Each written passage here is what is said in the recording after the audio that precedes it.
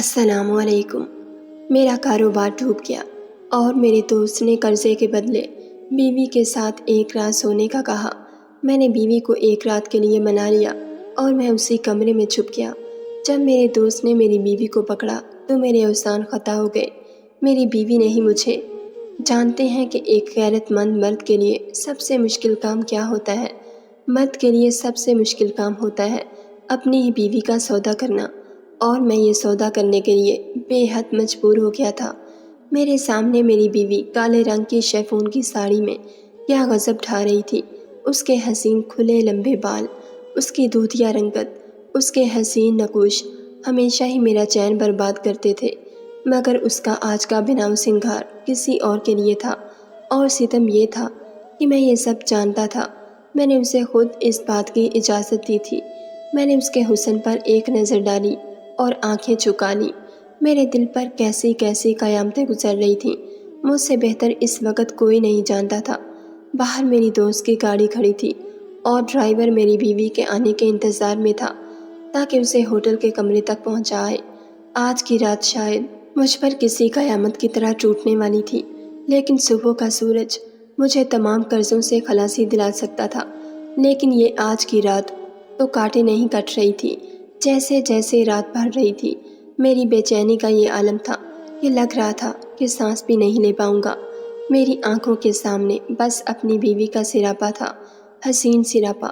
مجھے اپنے دوست کی خباثت بھری ہنسی سنائی دے رہی تھی، میرے کانوں میں اپنی بیوی کی سسکیاں سنائی دے رہی تھیں، اس کی بے بسی سے بہتے آنسو دکھائی دے رہے تھے۔ میرا دل اس قدر بے چین ہوا کہ میں اٹھ کر کھڑا ہو گیا۔ میرا سانس پوری طرح سے پھول رہا تھا، میرا دماغ یوں تھا کہ پھٹ جائے گا۔ میرے اعصاب تن چکے تھے۔ میرے لیے یہ بہت مشکل امر تھا کہ میں اپنی بیوی کو کسی اور کے ساتھ برداشت کرتا۔ اس لیے میں گھر سے باہر نکل گیا اور میرا رخ سیدھا ہوٹل کی جانب تھا جہاں پر میری بیوی گئی تھی۔ جیسے جیسے میں ہوٹل کے قریب جا رہا تھا، میرے دل کی حالت اور بھی ابتر ہوتی چلی جا رہی تھی۔ میری آنکھوں میں جیسے کوئی خون اتر رہا تھا۔ میرا جی چاہ رہا تھا کہ اپنے دوست کا قتل ہی کر ڈالوں۔ مقروض تو میں پہلے سے تھا، قاتل بھی بن جاتا، لیکن اپنی غیرت کا سوداگر نہیں بن سکتا تھا۔ میں ہوٹل پہنچا، سامنے ریسیپشن سے دوست کا نام بتایا اور یہ پوچھا کہ وہ کس عام نمبر میں ہے، تو ریسیپشنسٹ معنی خیز مسکراہٹ سجائے کہنے لگے کہ انہوں نے تو آج کی رات کے لیے اسپیشل روم بک کروایا ہے، گولڈن لائٹ کے نام سے۔ یہ بھی کہا ہے کہ انہیں ڈسٹرب نہ کیا جائے۔ میرے دوست کا ڈرائیور کچھ ایڈوانس پیسے مجھے دے کر گیا تھا۔ میں نے کہا کہ مجھے اسی روم کے برابر والا کمرہ چاہیے۔ میری بے چینی اس وقت اتنے عروج پر تھی کہ شاید لفظ نہیں تھے کہ میں اپنی اذیت کو بیان کر سکتا۔ کمرے کی چابی میرے سامنے تھی۔ میں اسی کمرے کے برابر والے کمرے میں چلا گیا۔ دونوں کمروں کی گیلری مشترکہ تھی، بس بیچ میں دیوار تھی جسے پھلانگنا میرے لیے کوئی مشکل نہ تھا۔ میں نے بڑے دھیرے سے دیوار پھلانگی اور اپنے دوست کے اس اسپیشل روم کے کمرے کی گیلری میں پہنچ گیا۔ میری جیب میں اس وقت تیز دھار کا چاقو تھا اور میں ارادہ کر چکا تھا کہ میں اسے چھوڑوں گا نہیں، پھر بے شک میرا جو مرضی انجام ہو جائے۔ لیکن جیسے ہی میں نے ذرا سا گیلری کا شیشے کا دروازہ کھول کر پردہ ہٹا کر کمرے کے اندر کا منظر دیکھا تو میرے ہوش اڑ گئے۔ میرے ہاتھوں سے چاقو زمین پر گر گیا تھا، میرے ہاتھ پوری طرح سے کپ کپا رہے تھے، میرا پورا وجود زلزلوں کی زد میں آ چکا تھا، کیونکہ میری بیوی اور میرا دوست۔ اپنے دوست کی بات سن کر میں اس سے نظریں نہیں ملا پا رہا تھا۔ ہم ایک فاسٹ فوڈ کے ریسٹورنٹ میں بیٹھے تھے۔ میرے سامنے رکھی گول میز پر مختلف قسم کے برگرز اور سیلیڈ موجود تھے۔ سامنے میرا دوست بیٹھا مجھے ایک ٹک دیکھ رہا تھا، کہنے لگا، اچھی طرح سوچ لو اصفر، کوئی زبردستی نہیں ہے، وقت لینا چاہو تو لے سکتے ہو، لیکن صرف آج کی رات کا، اس سے زیادہ میں تمہیں وقت نہیں دے سکتا۔ شاید اس کے لیے سب کہنا آسان تھا، لیکن میرے لیے سننا آسان نہیں تھا۔ لیکن اس وقت میں قرضوں میں ڈوبا ہوا تھا، اتنا مقروض تھا کہ اپنی بیوی کے بارے میں ایسی بات سن رہا تھا جو کہ مرد کی غیرت پر گہری چوٹ ہوتی ہے۔ میرے دوست نے جب مجھے یوں چپ اور خاموش دیکھا تو کہنے لگا، کھانا تو کھاؤ، اس کے پیسے نہیں لوں گا تم سے۔ یہ کہہ کر وہ تمسکرانہ مسکرایا تھا، کہنے لگا، تم زیادہ ہی اس چیز کو سوچ رہے ہو، حالانکہ جس ماحول میں میں موو کرتا ہوں یہ تو ایک عام سی بات ہے، تمہیں یقین نہیں آئے گا لیکن میرے پارٹنرز اپنی بیویوں کو خود ہوٹل کے کمروں میں بھیجتے ہیں۔ کروڑوں روپے کا کانٹریکٹ پیپر ایک رات میں سائن ہو جاتا ہے۔ تم بھی مالا مال ہو جاؤ گے۔ میں دونوں ہاتھوں کی مٹھیاں بھینچے نظریں جھکائے کیسے اس کی بکواس سن رہا تھا۔ یہ میں ہی جانتا تھا، بے بسی اور غربت بھی انسان کو نہ جانے کیسے کیسے معاشرے کے رنگ دکھاتی ہے۔ سامنے بیٹھا میرا دوست بڑی رغبت سے زنگر بھر کر کھا رہا تھا، لیکن میں یوں تھا کہ جیسے بے جان وجود لیے بیٹھا ہوں۔ مجھے یاد آنے لگا کہ میں بڑے گھمنڈ سے کبھی یہ بھی کہتا تھا کہ جس مرد میں غیرت نہیں اسے مرد کہلانے کا حق ہی نہیں، اور آج میں جو کچھ اپنی بیوی کے لیے سن رہا تھا میرے لیے موت کے مترادف تھا۔ آپ نے ایسی بہت سی عورتیں دیکھی ہوں گی جو اپنی مجبوری کی وجہ سے خود کو دوسروں کے سامنے بیچ دیتی ہیں، لیکن شاید میں پہلا مرد تھا جو اپنی مجبوری کی خاطر اپنی بیوی کو ایک رات کے لیے بیچنے کا سودا کر رہا تھا۔ میری وہ بیوی جو صوم سالات کی پابند تھی، آج تک میرے علاوہ اسے کسی نے چھوا نہیں تھا، چھونا تو دور کی بات اسے کسی نے دیکھا تک نہیں تھا۔ مجھے یاد آنے لگا جب بھی ہمیں شادی پر جانا ہوتا تو رخسانہ جب برقع پہنتی تو میں اسے کہتا کہ تم بھی کیا ہر وقت خود کو لپیٹے رکھتی ہو، شادی پر سب عورتیں تیار شیار ہو کر جائیں گی، میک اپ سے ہی وہ خوبصورت لگتی ہیں، تم تو ویسے بھی بے حد حسین ہو، میرا بھی جی چاہتا ہے کہ تم بھی تیار ہو کر جاؤ تاکہ سب عورتیں تمہیں دیکھتی رہ جائیں اور کہیں کہ اصفر کی بیوی کتنی خوبصورت ہے۔ میری بات سن کر وہ میرے گلے میں باہیں ڈال کر بڑی محبت لگاوٹ سے کہتی، میرا حسن تو صرف آپ کے لیے خاص ہے اصفر، میں اسے لوگوں کو دکھا کر عام کیوں کروں؟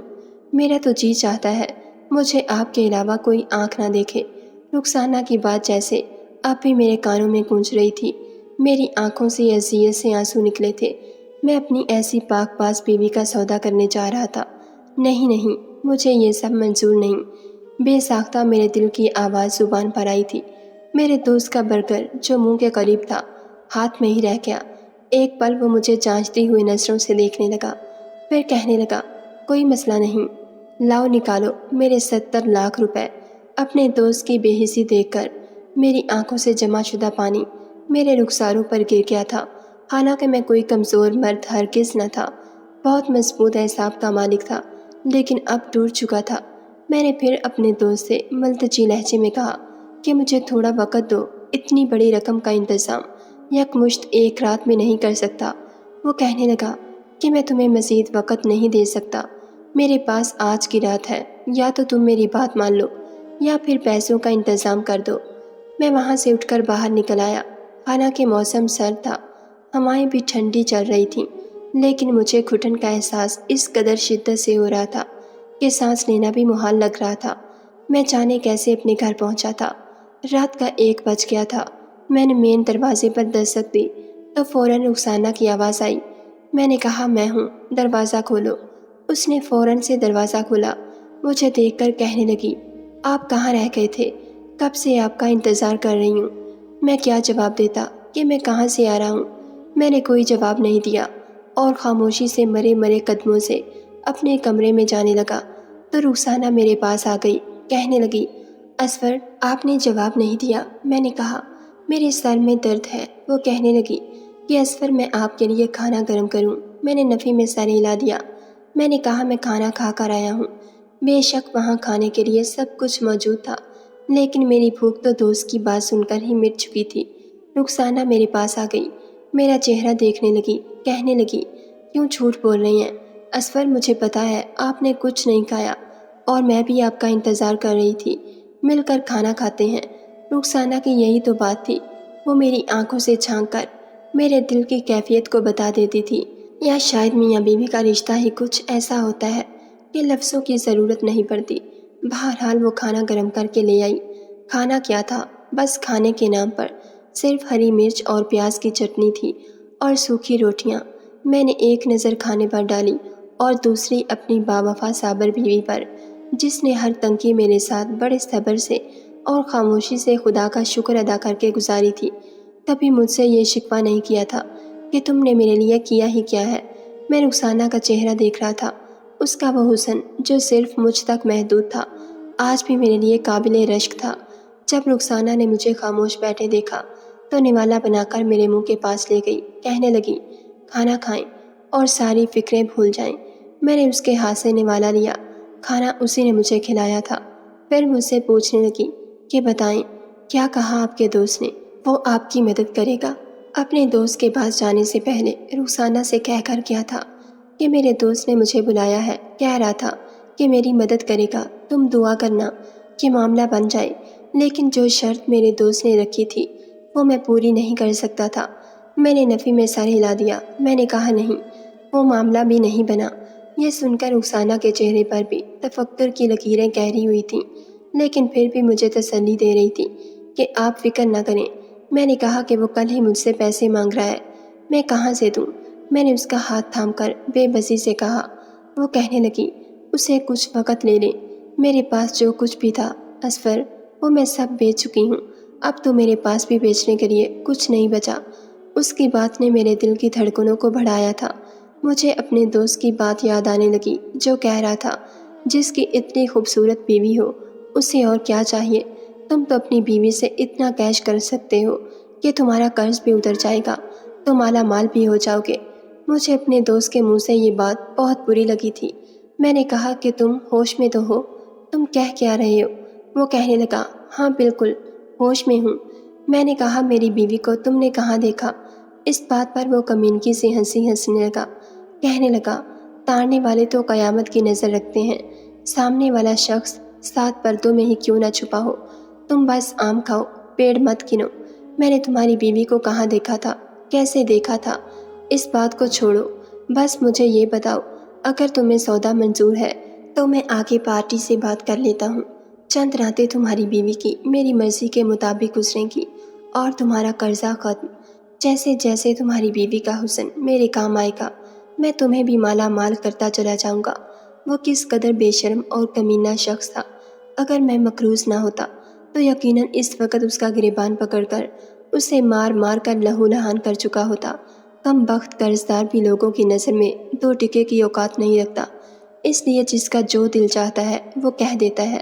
ذرا سا ٹیڑھا جواب تو دو، تو کہتے ہیں لاؤ پیسے نکالو ہمارے۔ رات کو یہی سوچتے نہ جانے کب میری آنکھ لگی تھی، لیکن صبح مین گیٹ پر کسی نے پوری طرح سے ہمارا دروازہ دھڑدھڑایا تھا۔ میں اور رخسانہ ایک دم اٹھ بیٹھے تھے۔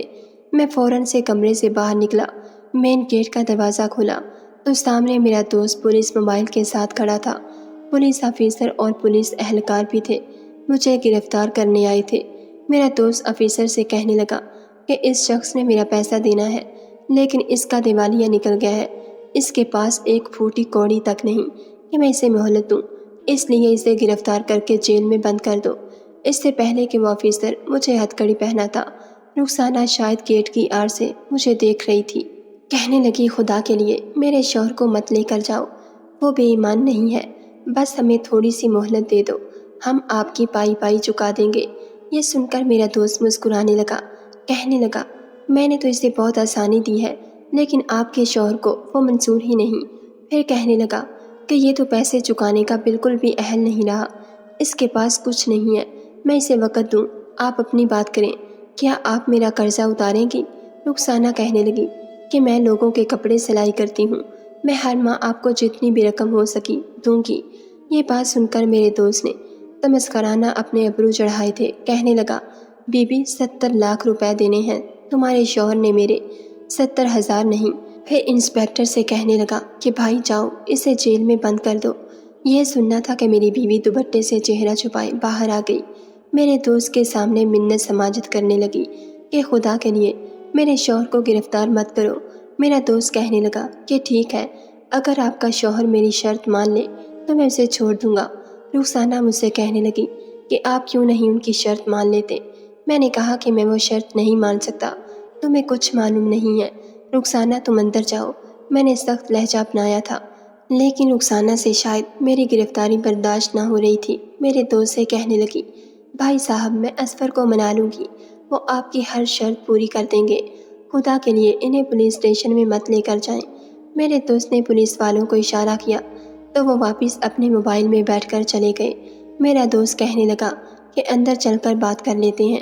یہ کہہ کر وہ میرے گھر کے اندر داخل ہو گیا، اس کے پیچھے میں اور رخسانہ بھی گھر میں داخل ہو گئے، لیکن اس بار میرا دوست میری بجائے رخسانہ سے مخاطب ہوا تھا، کہنے لگا کہ میں نے تو پہلے بھی اسفر سے کہا تھا کہ بیچ کا راستہ جو ہے اسے تم مان جاؤ تو تمہارے وارے نیارے ہو جائیں گے۔ کیا ہے کہ میں پیسوں کے معاملے میں بڑا گھٹیا قسم کا انسان ہوں، اپنا نقصان نہیں کر سکتا۔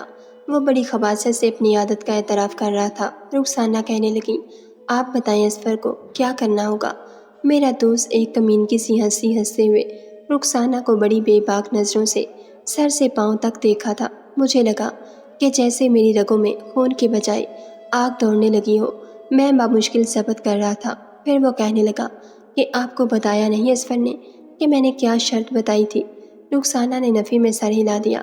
اب بھی اس کا چہرہ چھپا ہوا تھا۔ میرا دوست کہنے لگا، دیکھیں اگر آپ چاہتی ہیں کہ اس کا قرضہ معاف ہو جائے اور میں اسے ایک معقول رقم کاروبار کے لیے دوں تو اس کے لیے آپ کو کوشش کرنی ہوگی۔ یہ کہتے ہوئے وہ رخسانہ کے قریب ہونے لگا، لیکن میں بیچ میں آ گیا، اپنے دوست کو ایک ہاتھ سے پیچھے کیا اور سخت کی لہجے سے اس سے کہا کہ میری بیوی ایسا کچھ نہیں کرے گی۔ تم جاؤ یہاں سے اور جو کر سکتے ہو کر لو، مجھے پولیس میں پکڑاؤ یا پھر پھانسی چڑھا دو۔ میری بات سن کر رخسانہ رونے لگی، کہنے لگی، اسفر آپ ہیں تو میں ہوں، مجھے پوچھ لینے دیں کہ انہیں کیا کام ہے۔ میں نے کہا تم نہیں جانتی اس شخص کو جو یہ کہہ رہا ہے، وہ کام میں تم سے کبھی بھی نہیں کروا سکتا۔ لیکن رخسانہ کہنے لگی کہ وہ بھی مجبور ہے، میں آپ کو کبھی بھی جیل کی سلاخوں کے پیچھے نہیں دیکھ سکتی۔ یہی ہوا تھا جب میرے دوست نے رخسانہ کو اپنی شرط بتائی تو کچھ پل تو وہ پھٹی پھٹی آنکھوں سے میرے دوست کو دیکھنے لگی۔ اس کے بعد ایک نظر مجھ پر ڈالی تو میں یوں تھا کہ زمین میں گڑ چکا ہوں۔ میں نے اپنی نظر فوراً سے نیچے کر لی۔ وہ اس کے بعد وہاں نہیں رکی، فوراً سے اپنے کمرے میں چلی گئی۔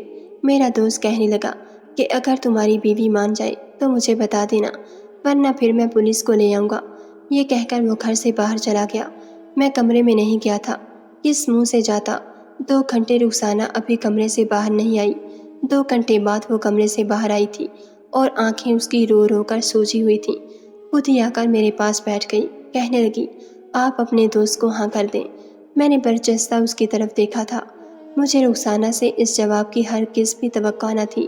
میں نے کہا، رخسانہ، میں یہ برداشت نہیں کر سکتا، مجھ سے وہ امتحان مت مانگو جو میں دینے سے قاصر ہوں۔ وہ کہنے لگی، میں آپ کو جیل میں نہیں دیکھ سکتی، اور آپ کیا سمجھتے ہیں اگر آپ جیل میں بند ہو گئے تو میرے ساتھ کیا ہوگا؟ میں اکیلی گھر پر ویسے بھی غیر محفوظ ہی رہوں گی۔ رخسانہ کی بات ٹھیک تھی، اگر میں جیل چلا جاتا تو پیچھے سے کوئی بھی اس کے ساتھ کچھ بھی کر جاتا۔ وہ کیسے اپنا بچاؤ کر سکتی تھی؟ لیکن پھر بھی میرا اس بات پر دل نہیں مان رہا تھا۔ کیسے میں اپنے سامنے اپنی بیوی کو ایک گناہ کی دلدل میں دھکیل دیتا اور دوسرا کوئی راستہ میرے پاس نہ تھا۔ حالات کے پیش نظر میں نے اپنی غیرت کو تھپ تھپا کر سلا دیا تھا، اور یہ ایک مرد کے لیے بہت مشکل کام ہوتا ہے۔ میں نے اپنے دوست کو فون کیا اور کہا، مجھے اس کی شرط منظور ہے۔ یہ سن کر اس کی آواز چہک اٹھی تھی، کہنے لگا، تم نے بر وقت بڑا عقل مندی کا فیصلہ کیا ہے۔ پھر اس نے اگلے ہی روز اپنے ڈرائیور کے ہاتھ ایک بے باک سا لباس میری بیوی کے لیے بھیجا تھا، جو اسے پہن کر اسی کے ڈرائیور کے ساتھ کسی ہوٹل کے کمرے میں جانا تھا۔ وہ کالے رنگ کی ساڑی پہنے پہلی بار نیم عریاں لباس میں تھی۔ میں نے اپنا رخ بدل لیا۔ رخسانہ کے جانے کے بعد مجھے چین نہیں آیا تھا، اسی لیے میں بھاگتا ہوا ہوٹل پہنچا تھا۔ کچھ پیسے میرے دوست نے ایڈوانس میں مجھے ڈرائیور کے ہاتھ بھیجے تھے۔ میں نے اس کے برابر والا کمرہ لیا اور اس کی گیلری میں کود کر جب اندر داخل ہوا تو میرے ہوش اڑ گئے تھے۔ میری بیوی میرے دوست کی باہوں میں ہنس رہی تھی، باتیں کر رہی تھی، کہنے لگی، میں تو سمجھی تھی کبھی دوبارہ تمہیں دیکھ بھی نہیں پاؤں گی، کیونکہ اسفر بہت غیرت مند قسم کا شخص ہے، اسی لیے مجھے نیک ہونے کا ڈرامہ کرنا پڑا تاکہ اسے مجھ پر شک نہ ہو جائے۔ میرا دوست کہنے لگا، دیکھ لو میری عقل کا کمال، میں نے اس کا سارا پیسہ بھی عطا لیا اور بیوی بھی۔ میرا دوست میری بیوی کی بکھری لٹ ٹھیک کرتے ہوئے بولا، کہنے لگا، وہ بے وقوف یہ سمجھا تھا کہ اسے نقصان ہو گیا، حالانکہ ایسا کچھ نہیں۔ مجھے یاد آنے لگا کہ میرا دوست جب میرے ساتھ پارٹنرشپ پر کام کرنے آیا تھا تو میرے پاس اچھی خاصی رقم تھی۔ فیکٹری اس کی تھی، لیکن پیسہ میں نے لگایا تھا۔ ہم نے لاکھوں کا کپڑا خرید کر فیکٹری کے گودام میں رکھوایا تھا تاکہ جلد از جلد بچوں کے گارمنٹس کو تیار کر کے نفع کمائیں گے۔ میرے دوست نے مجھے بڑے بڑے خواب دکھائے تھے، لیکن ایک رات میں سو رہا تھا، اس کا فون آیا، کہنے لگا کہ اسفر فیکٹری کے گودام میں آگ لگ گئی ہے، جلدی پہنچو۔ जब मैं वहाँ पहुँचा तो पूरा गोदाम आग की लपेट में था। फायर ब्रिगेड आग बुझा रही थी। मेरा दोस्त रोते हुए मेरे पास आया, कहने लगा कि सारा माल जलकर राख का ढेर बन गया। तुम्हारा तो दिवालिया ही निकल गया। सारा माल तुम्हारे पैसों का था, तुम तो सड़क पर आ गए। इस वक्त मेरी ये हालत थी कि बेहोश होकर गिर जाऊंगा। मेरे सीने में दर्द उठा था। मेरा दोस्त मुझे हॉस्पिटल ले गया। मुझसे ये सदमा बर्दाश्त ना हुआ था। जब मुझे होश आया और मेरी तबीयत संभली तो रुखसाना मेरे पास बैठी रो रही थी। कहने लगी, आपके हॉस्पिटल का बिल मैंने अपना जेवर बेच कर दिया है। आप अब बिल्कुल ठीक हो जाएंगे। मैं भी कुछ संभला ही था कि मेरा दोस्त मेरे घर मुझसे मिलने आ गया। कहने लगा, जो माल जला है उसमें तुम्हारे माल के अलावा 70 लाख का माल हमने उधार भी उठाया था ताकि पार्टी का ऑर्डर पूरा कर सकें, और वो माल भी आग की नज़र हो चुका है और अब वो शख्स पैसों का तकाजा कर रहा है। मैंने कहा, मैं कहाँ से इतनी बड़ी रकम लाऊंगा? वो कहने लगा, ये तो तुम्हें सोचना चाहिए क्योंकि ये नुकसान तुम्हारा है। मेरा दोस्त और मेरी बीवी मुझे मिलकर धोखा दे रहे थे क्योंकि अब वो एतराफ़ कर रहा था कि गोदाम में आग लगाने से पहले वो माल निकाल चुका था। जो जला था वो बेकार और ख़राब माल था और ये सब उसने मुझे फंसाने के लिए किया था ताकि मेरे सामने मेरी बीवी के साथ रंगरलियाँ मना सके। इस वक्त मेरे पास मोबाइल मौजूद था। मैंने उसकी वीडियो बना ली और फिर वहाँ से सीधा पुलिस स्टेशन चला गया। अगले ही रोज़ मेरी बीवी और मेरा दोस्त जेल में थे। मैंने आज तक औरत का ये रूप नहीं देखा था जो मेरी बीवी ने मुझे दिखाया था। नाज़रीन, अगर आपको हमारी वीडियो पसंद आई है तो लाइक और शेयर ज़रूर कीजिए और ऐसी मज़ीद वीडियोज़ देखने के लिए हमारे चैनल को सब्सक्राइब कर लीजिए।